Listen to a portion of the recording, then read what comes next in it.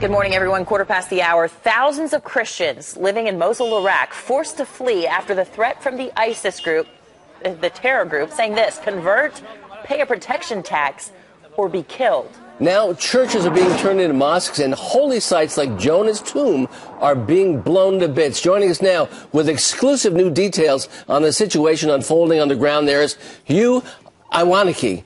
He's a former emissary to Iraq and author of Shock and Alarm. Good morning, Hugh. Good morning, and thank you for having me. And you've got some dramatic new information this morning. You're really talking about a genocide. Tell us what's going on in Iraq and how are Christians being affected?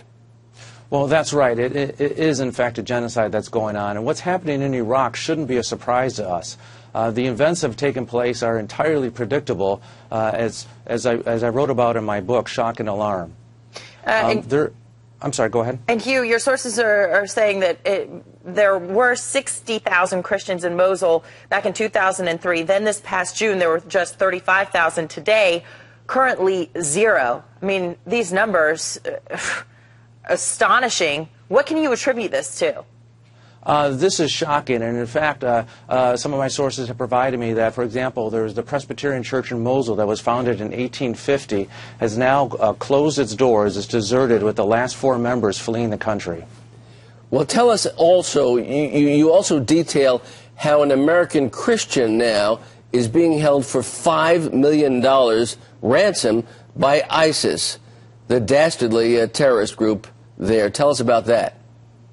Well, I can't really go into a lot of details about that, but that is correct. Several months ago, an American Christian woman was kidnapped by ISIS, and she's being held for $5 million with her life in the balance here. Well, what do you think the President of the United States needs to do in this situation? I mean, for Christians, Christians make up a large portion of the population here at home, and we're supposed to love our brothers and sisters in Christ. What does President Obama need to do? Well, this is a very good question. When there was one Palestinian teenager that was killed in Israel, Obama spoke out publicly on this issue, and yet the president has refused to speak out publicly on what's happening in Iraq. Thousands of Christians are being killed or forced to flee from their homes. We as Americans, I believe, need to take decisive action, and not just the president, but also our country. Americans need to contact their elected representatives and to put pressure on our government to help these Iraqis find safety.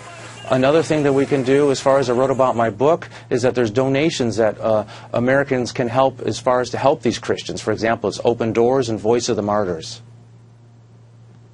Well, that's very, very interesting. And a lot of Americans feel powerless and helpless in hearing about this and are wondering why the American government has not stepped up, but they can step up in their small ways. Hugh Iwanicki, Shock and Alarm, new book. Thanks for being with us here today. Keep us up to date as what is happening with this new genocide, as you say.